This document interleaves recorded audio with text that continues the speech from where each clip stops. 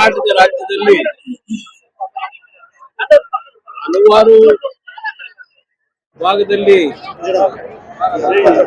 ಅಭಿವೃದ್ಧಿಯ ಹೆಸರಿನಲ್ಲಿ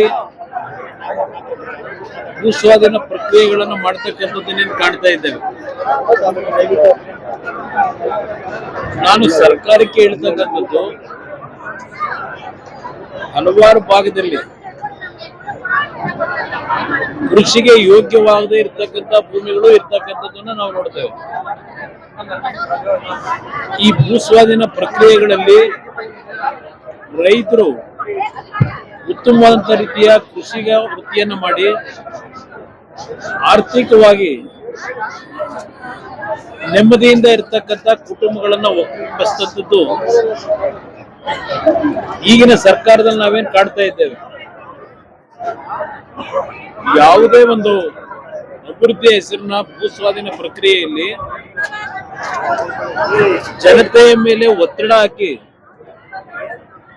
ಪೊಲೀಸ್ನ ಇಲಾಖೆಯವರನ್ನ ಅವ್ರ ಮೇಲೆ ಭಯ ಹುಟ್ಟತಕ್ಕಂಥ ರೀತಿಯಲ್ಲಿ ದುರುಪಯೋಗ ಪಡಿಸಿ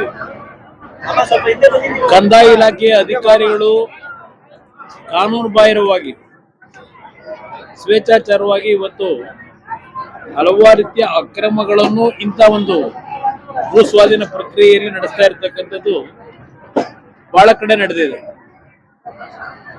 ಆ ಒಂದು ಭಾಗವಾಗಿ ಇವತ್ತು ಬೈರ್ಮಂಗಲ ಮತ್ತು ಈ ಭಾಗದ 8 ಹಳ್ಳಿಗಳೇನಿದೆ ನನ್ನ ಮೇಲೆ ಇವತ್ತು ನೇರವಾಗಿ ಆಪಾದನೆ ಮಾಡ್ತಾರೆ. ಇದೇ ಕಾಂಗ್ರೆಸ್ ಸರ್ಕಾರ.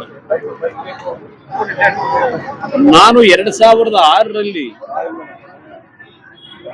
ಬೆಂಗಳೂರು ನಗರದ ಜನಸಂದಣಿಯ ಒತ್ತಡವನ್ನ ನೋಡಿ ಬೆಂಗಳೂರು ಹೊರವಲಯದ 5 ಭಾಗದಲ್ಲಿ 5 ಟೌನ್ಶಿಪ್ ಗಳನ್ನ ಮಾಡಬೇಕು ಅಂತಕ್ಕಂಥದ್ದು, ಸ್ಯಾಟಲೈಟ್ ಟೌನ್ಗಳು ಮಾಡಬೇಕು ಅಂತಕ್ಕಂಥ ನಿರ್ಧಾರ ಮಾಡಿದ್ದೆ 2006. ಆ ಸಂದರ್ಭದಲ್ಲಿ ಬೆಂಗಳೂರು ನಗರದ ಮೂಲಭೂತ ಸೌಕರ್ಯಗಳಿಗೆ ಹಲವಾರು ರೀತಿಯ ತೀರ್ಮಾನಗಳನ್ನು ಕೊಟ್ಟಿದ್ದೇನೆ. ನಾನು ಪಬ್ಲಿಸಿಟಿ ತಗೊಳ್ಳಿಲ್ಲ ಅಷ್ಟೇ, ಜಾಹೀರಾತನ್ನ. ಇಲ್ಲಿ ಮೊದಲನೆಯ ಒಂದು ಪೈಲಟ್ ಪ್ರಾಜೆಕ್ಟ್ ಬಿಡದಿಯ ಭಾಗದಲ್ಲಿ 8 ಗ್ರಾಮಗಳಿಗೆ ವ್ಯಾಪ್ತಿಯಲ್ಲಿ ಬರ್ತಕ್ಕಂಥ ಭೂಮಿಯಲ್ಲಿ ಒಂದು ಯೋಜನೆ ತರಬೇಕು ಅಂತ ಏನು ಹೊರಟಿದ್ದು, ಅದನ್ನ ಹೆಸರನ್ನೇ ದುರುಪಯೋಗ ಪಡಿಸ್ಕೊಂಡು ಹೇಳ್ತಾ ಇದ್ದಾರೆ. ಇದು ಕುಮಾರಸ್ವಾಮಿ ಮಾಡತಕ್ಕಂತ ತೀರ್ಮಾನ ಆಗಿದ್ದು ಅದನ್ನ ನಾವು ಮುಂದುವರಿಸಿದೀವಿ ಅಂತ ಹೇಳ್ತಾ ಇದ್ದಾರೆ. ಅವತ್ತಿನ ದಿನ ಇಲ್ಲಿ ಯಾವುದೇ ರೀತಿಯ ಮೂಲಭೂತ ಸೌಕರ್ಯಗಳಿಲ್ಲದೆ ನೀರಾವರಿಯ ಸೌಲಭ್ಯಗಳಿರಲಿಲ್ಲ. ಅಂತ ದೊಡ್ಡ ಮಟ್ಟದಲ್ಲಿ ಆರ್ಥಿಕವಾಗಿ ಸಂಪಾದನೆಯನ್ನು ಮಾಡ್ಲಿಕ್ಕಾಗದೆ ಅವತ್ತಿನ ಒಂದು ಪರಿಸ್ಥಿತಿಗಳಿದ್ದಿದ್ದೇ ಬೇರೆ. ನಾನು ಅವತ್ತು ಸಹ ಜನ ವಿರೋಧಿಯ ತೀರ್ಮಾನ ಮಾಡ್ಲಿಕ್ಕೆ ಹೋಗಿಲ್ಲ. ಅವತ್ತು ಸಹ ಜನತೆಯ ತೀರ್ಮಾನಕ್ಕೆ ಅಂತಿಮ ನಿರ್ಣಯ ಮಾಡ್ತೀವಿ ಅಂತ ಹೇಳಿದ್ದು. ಈಗ ಒಂದು ನಮ್ಮ ಒಂದು ಕಾಲದಲ್ಲಿ 18ರಲ್ಲಿ ಮಂಜೂರು ಶಾಸಕರಾದ ಮೇಲೆ ಇಲ್ಲಿ ಅವ್ರು ಬಂದು ನನ್ನ ಮುಂದೆ ಹೇಳಿದಂತ ಹಿನ್ನೆಲೆಯಲ್ಲಿ ನೀರಾವರಿ ಸೌಲಭ್ಯಗಳನ್ನ ಏನ್ ಮಾಡಿದ್ದೇವೆ. ಜನತೆ ನೆಮ್ಮದಿಯಿಂದ ಇದ್ದಾರೆ. ಇಲ್ಲಿ ಹಸುಗಳನ್ನು ಸಾಕಿದ್ದಾರೆ, ಉತ್ತಮ ಅಂತ ಇಲ್ಲೇ ನೋಡ್ತಾ ಇದ್ದೀರಿ, ಬೆಳೆ ಬೆಳೆದಿಲ್ಲಿ ಇಟ್ಟಿದ್ದಾರೆ. ಇಲ್ಲಿ ಇಂಥ ಒಂದು ಫಲವತ್ತಾದ ಭೂಮಿನಲ್ಲಿ ರೈತರು ಒಳ್ಳೆಯ ಬದುಕನ್ನ ಇವತ್ತೇನ್ ಕಂಡಿದ್ದಾರೆ. ಅಂತ ರೈತರ ಭೂಮಿಗಳನ್ನ ಇವತ್ತು ಏನ ತರ್ತೀವಿ, ಅದು ತರ್ತೀವಿ, ಇದು ತರ್ತೀವಿ ಅಂತ ಹೇಳಿ ಸರ್ಕಾರದಲ್ಲಿ ₹1 ದುಡ್ಡಿಟ್ಟುಗಳಿದೆ. ರೈತರ ಭೂಮಿನ ಹೊಡೆಯತಕ್ಕಂಥ ಕೆಲಸಕ್ಕೆ ಹೊರಟಿದ್ದೀರಿ. ಇದಕ್ಕೆ ನಮ್ಮ ವಿರೋಧ.